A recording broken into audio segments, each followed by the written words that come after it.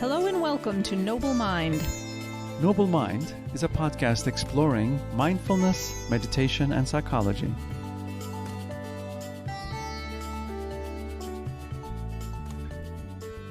Hello, dear listeners. Welcome to Noble Mind.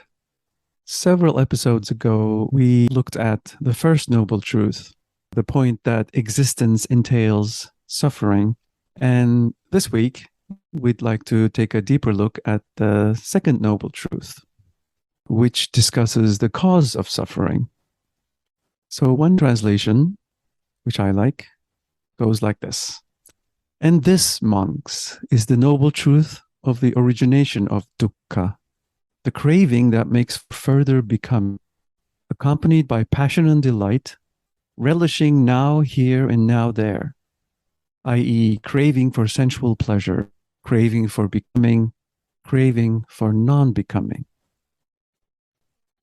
So the first noble truth says that existence inevitably entails suffering. Pain is an unavoidable aspect of the natural world, but suffering has certain forms that we can work with. The forms of suffering can include things like conflict, fear, depression, stress, obsession, confusion, mental illness, troubles with life. Now, suffering is caused by our reaction to pain. That's inevitable. Yeah, I think that's an important point to jump on there, which we may have hit on previously in our conversations together or with our guests. But the idea that pain itself is something that we're all bound to experience in our lifetime. But then we react to that immediate or initial pain with some set of other responses, and that creates suffering. So that's a little bit of a semantic, but a really important semantic difference in how those two words are used. And you might hear other people use them interchangeably or differently, but in this context and in some other contexts like acceptance and commitment therapy does something similar, where they talk about the immediate pain, which we're all bound to have in this life, and then the struggles we have with that pain as the bit about suffering. So that's where we're at with the second noble truth here, I think, is that we inevitably bring on suffering to ourselves through what they say is craving, which has been translated in a variety of different ways. And one of the translations that I liked was that one of the words they used translates to thirst, which serves a sort of metaphorical function. And you might think of it as longing, like an unquenchable thirst, like an unending longing for our suffering to go away, for us to have more of what we like, that we are attached to have more pleasure, to sort of be craving a relief from pain or suffering, and so on. So I think that's an important distinction there. And that metaphor is meaningful. Yeah. Rick Hansen translates it as clinging. Jack Kornfield prefers the word grasping.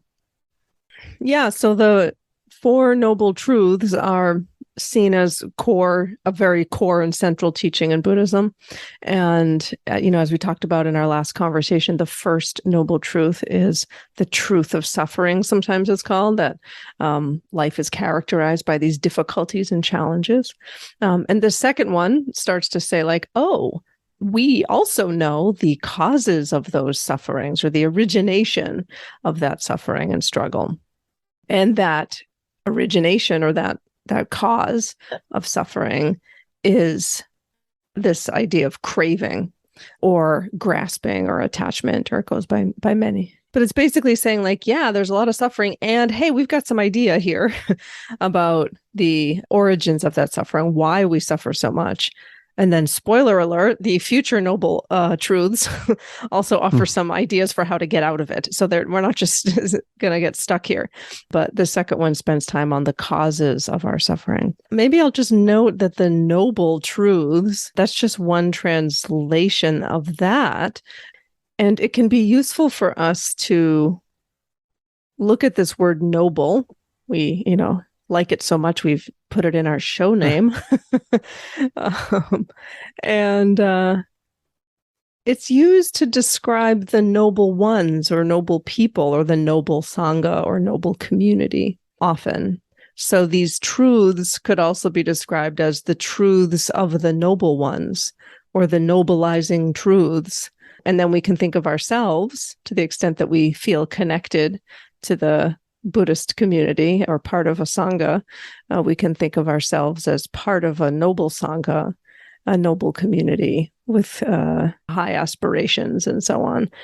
And I think that also, if I remember correctly, is related to an attempt to subvert the caste system by saying that any member of the Buddhist community or sangha is considered noble, not just somebody of noble birth, like a king or queen or wealthy high caste sort of person, but that we all can be seen as noble. Like that at the time was quite a revolutionary idea. Of course, noble itself is a translation too, but I think it's useful for us we keep hearing this word noble and it sounds like, wow, those truths must be really special.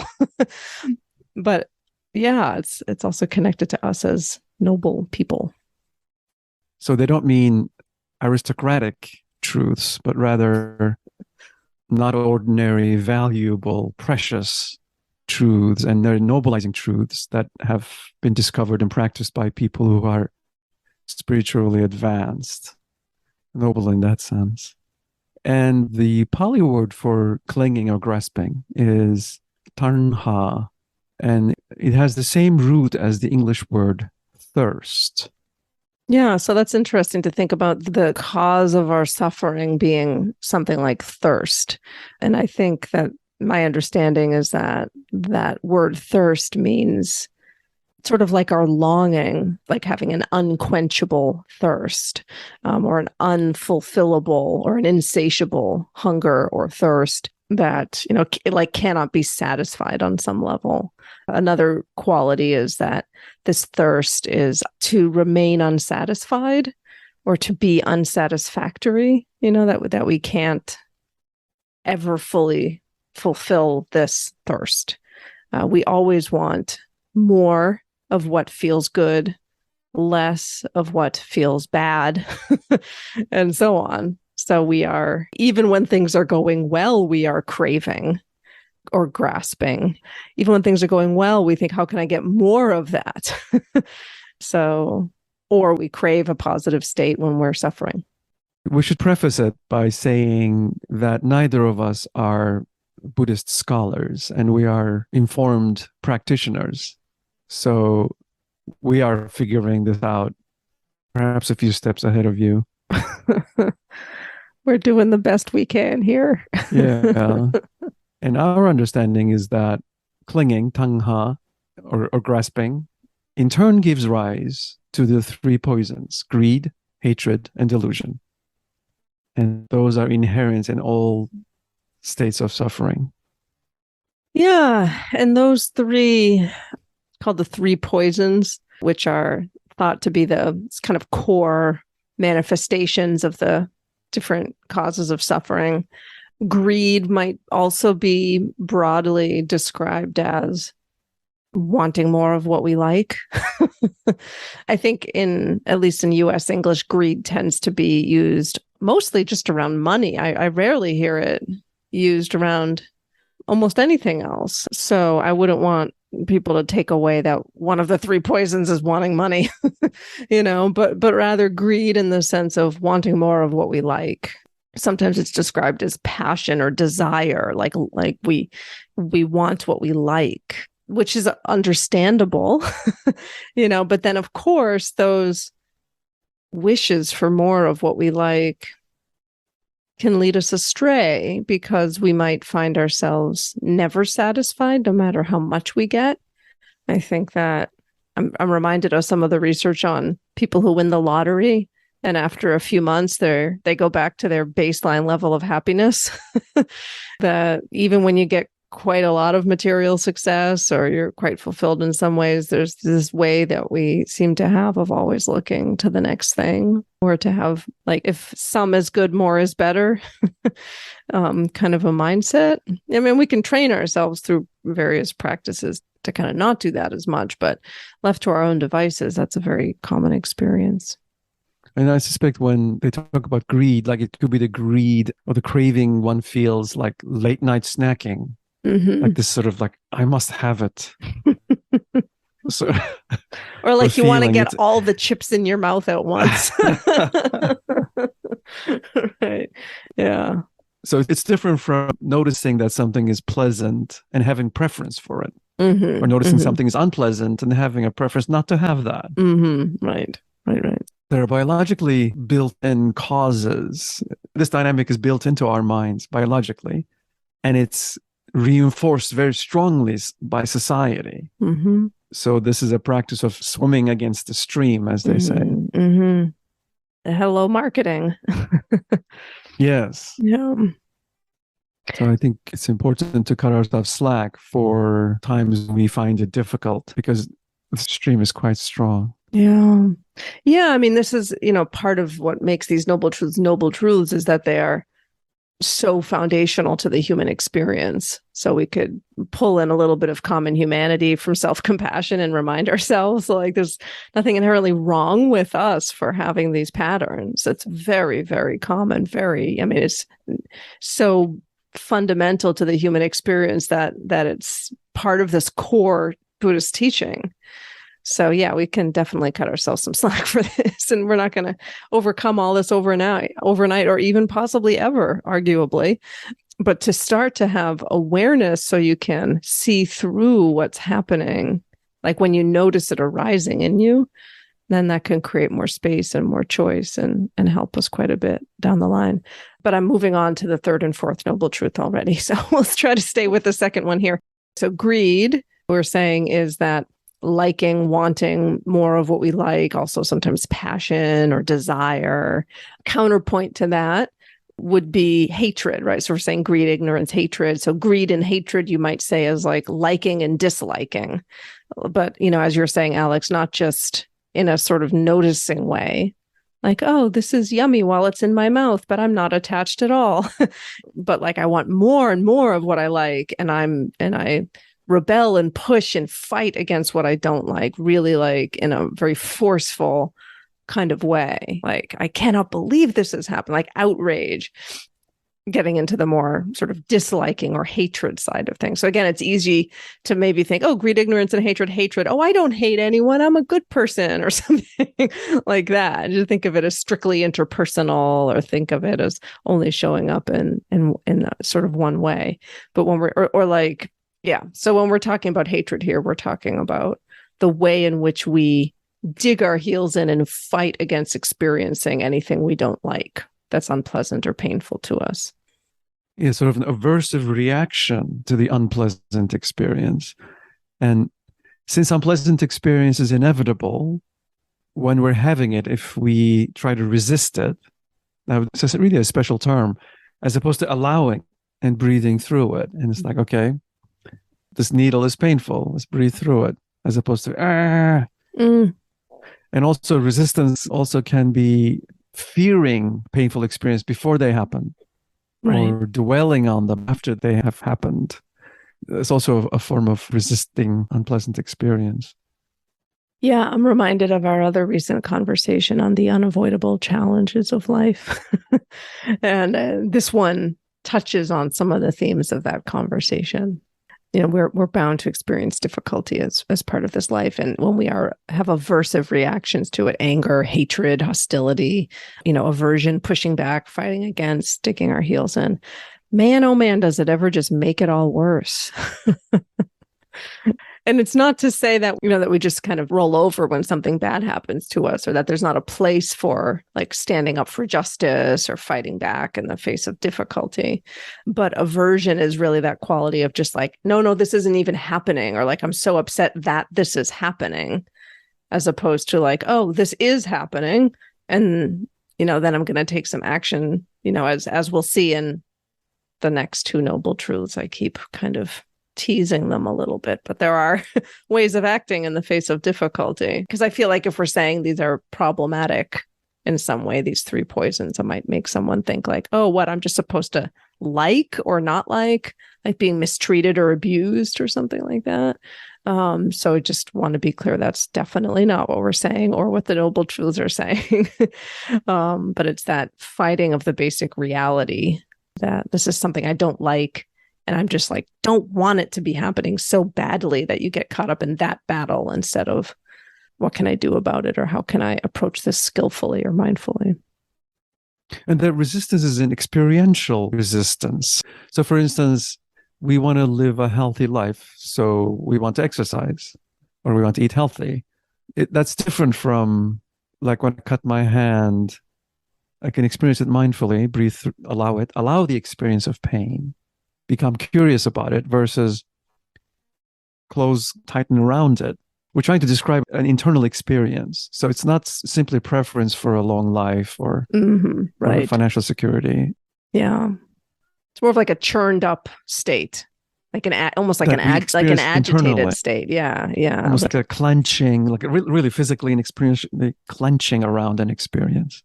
I'm trying to remember, there was someone we talked to, and I've read some of the research on this as well, but they do these pain studies where they have people put their hands in ice buckets and then do various things to see how long they can keep their hand in the bucket. It's one of the classic ways that people research how people handle pain.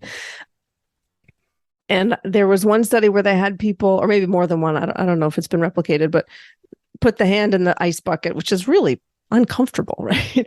And then they had one group suggested to distract themselves, put your mind on something else. And then another group asked to mindfully experience it. And the people who were doing the latter, mindfully experiencing it, who you would think would experience more pain, actually were able to keep their hand in the bucket longer. And the people who were told to distract themselves ended up with this like inner battle and bringing their hand out sooner. That's a very good demonstration of that point. Yeah. Because it's easy to say like, oh, you want me to just feel good when I feel bad or something, But there's something when we approach that, which is distressing, we somehow seem to be better able to handle it than when we try to get our mind off of it or like pretend it's not happening or something. In English, tanha is translated as the cause of suffering. When people study the etymology more, it's actually talking about a co-arising of clinging and dukkha. Mm-hmm. That's curious because they're basically saying that clinging to pleasant experience also has the seed of suffering in it. For instance, we're frustrated because we can't get satisfied about something. We're disappointed. So clinging co-arises with suffering is how actually the Buddha apparently put it. Even if we attain something wonderful, it may be not that great. Sometimes like I eat a food and I really want it. And if I really slow down and taste it, I'm like, this isn't that tasty. Right. Oh, yeah. This captures that unsatisfactoriness of it. That even those things we think are really like amazingly delightful, we can also relate to almost just like with like a subtle shift of perspective. It's like, it's not as great as I thought it would be.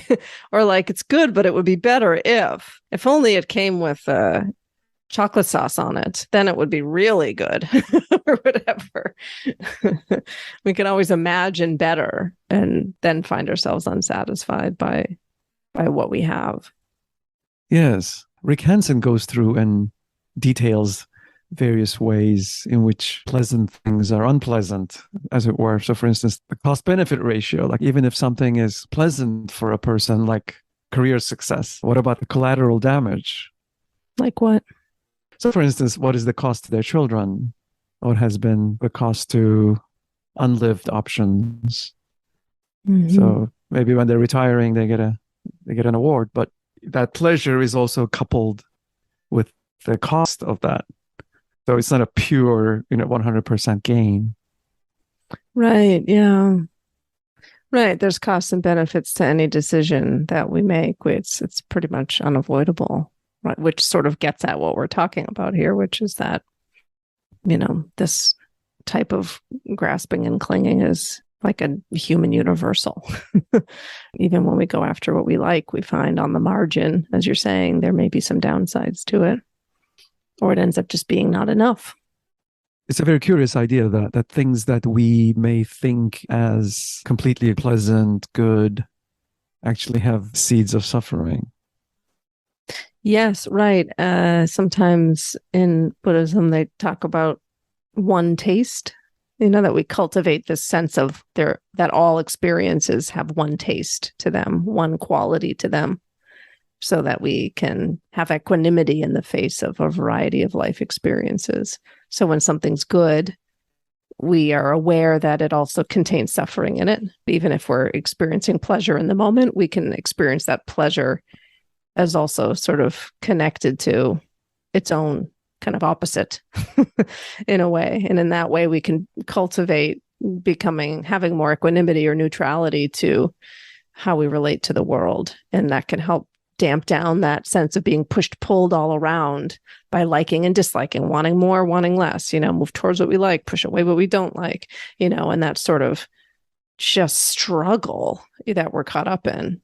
If you can be like, well, there's good days and bad days, some things feel nice, some things don't. It's all kind of a piece, might be another way of describing that idea of one taste. It also reminds me of perfectionism in the sense that, like, wanting things to be just so. There's a good feeling there, but there's also the cost of it, collateral damage. Yeah, that's a great example. I think it's helpful to realize that this is inherent to choices, so as not to get blindsided by, like, what's going on? Yeah, absolutely. I'm thinking maybe we could jump ahead to the next of the 3 poisons, which, by the way, are also sometimes called like unwholesome. If you don't like the word poison, or that sounds like right? That sounds like very aggressive. These are really bad, even in spite of what we're trying to get at here is like they're nearly universal human experiences.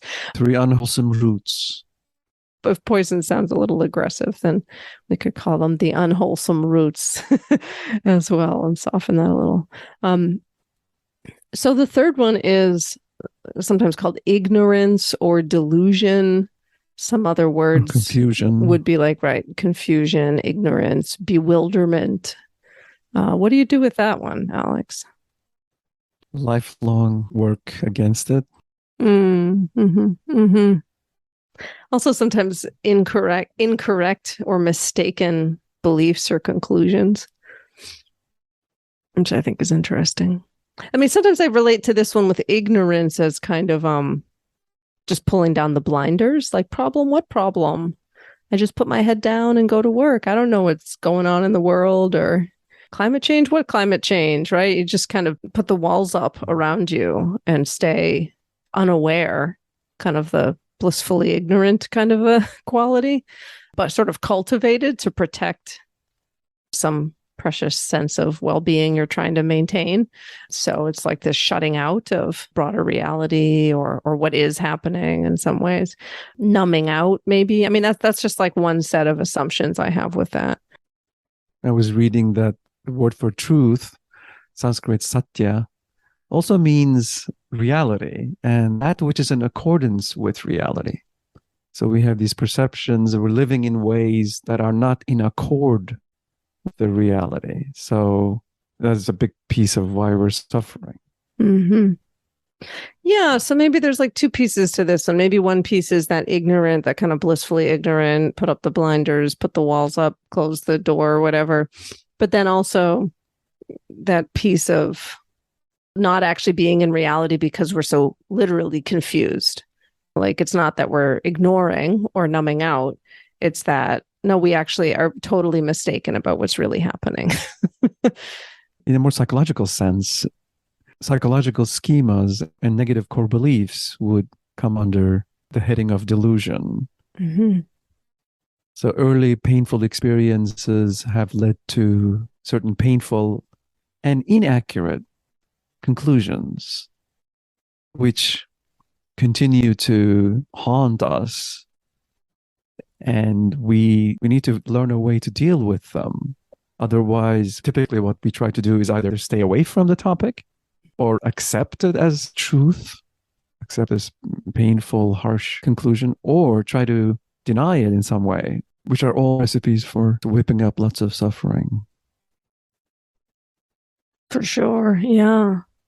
I think that's a good connection to psychology and mental health related topics. I suspect that in the more traditional Buddhist sort of approach, that the view would be that we would be confused or deluded from the true nature of reality, which is something that Buddhists like to talk a lot about. That we believe ourself to be a solid entity when in fact it's ever changing and fluid and connected to others and not separate and that sort of thing. Or appearances aren't what, we relate to the world in a certain way that makes appearances. We make meaning of appearances in a certain way when the reality is different. So don't want to go down that road today necessarily, but I'm going to guess that when we're talking about this poison, we're also, looking at that piece as well, that we're not holding a view of reality in accord with what Buddhism teaches is the kind of true nature of the world, ourselves, reality. So that would be maybe more of a traditional interpretation. But as you're saying, I think it's accessible and understandable when we think of it as like, yeah, right, I had this difficult early life experience. Now I, think I'm unlovable or that I can't trust anyone. And, I've come to these sort of mistaken conclusions, which then really shape my life and cause quite a lot of suffering. It's really interesting because a key point that Buddhism and Buddhist psychology make is that if we let go of the struggle, that underneath this struggle, we can just find almost like groundwater, our true nature. So those qualities that we want to have, like courage, being loving, loved, can be accessed by letting go of all this froth that we're creating by trying not to be aware or trying to fight against some conclusion in a certain way. Yeah, we want to counter the painful, inaccurate conclusions, but not in that way, not in the way we have been trying. In what way instead? So by letting go and connecting and not resisting experience or not trying to manufacture experience, but relax and get into meditative states and increasingly recognize that those qualities are built into us. Like even a kitten has courage and fierceness built into her.